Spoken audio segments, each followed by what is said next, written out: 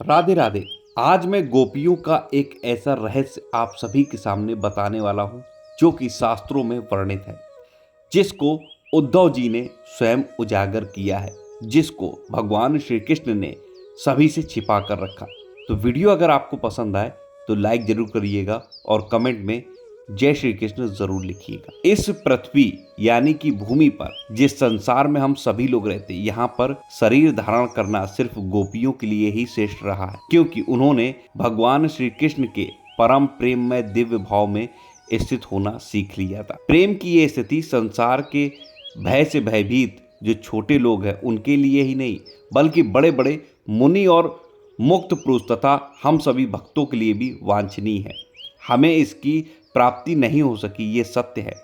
जिन्हें भगवान श्री कृष्ण की लीला कथा का रस नहीं मिला, तो अनेक महाकल्पों तक बार बार ब्रह्मा होने से भी उनका कोई लाभ नहीं है। इसलिए भगवान की लीला कथा का रस हमें जरूर श्रवण करना चाहिए। उद्धव जी कहते हैं कि ये वनचरी आचार, ज्ञान और जाति से हीन, गांव की गवार ग्वालिने, और कहाँ भगवान सच्चिदानंद श्री कृष्ण, यह अनन्य परम प्रेम है। अहो धन्य है। इससे सिद्ध यह होता है कि यदि कोई भगवान के स्वरूप और रहस्य को ना जानकर भी उनका भजन करे, तो भी स्वयं भगवान अपनी कृपा से उसका परम कल्याण कर देते हैं। ठीक उसी प्रकार जैसे कोई अनजाने में अमृत अगर पी ले, तो अमृत अपनी वस्तु शक्ति से पीने वाले को अमर बना देता है। भगवान श्री कृष्ण ने रास उत्सव के समय इन गोपियों के गले में अपनी भुजा डालकर इनके मनोरथ पूर्ण किए। इन्हें भगवान ने जिस कृपा प्रसाद का वितरण किया है, इन्हें जैसा प्रेम दान दिया है, वैसा प्रेम भगवान की परम प्रेम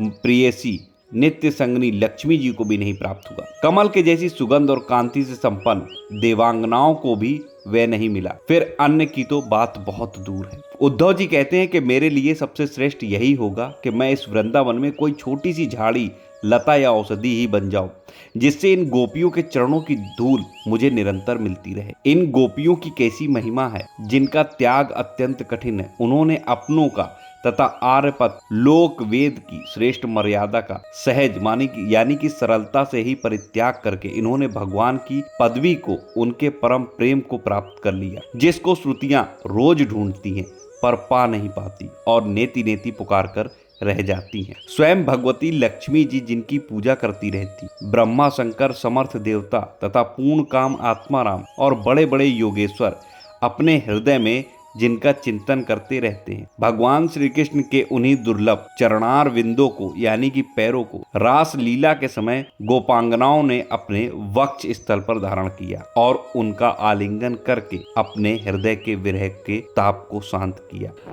जिनका हरि कथा में गान तीनों लोकों को पवित्र करने वाला है, उन नंद बाबा के ब्रज में रहने वाली गोपियों की चरण धूलि को हम सभी बार बार नमन और प्रणाम करते हैं। सच है कि गोपियों ने कभी अपने सुख की परवाह नहीं की। उन्होंने सदैव भगवान श्री कृष्ण के सुख के लिए ही हर कार्य किया है।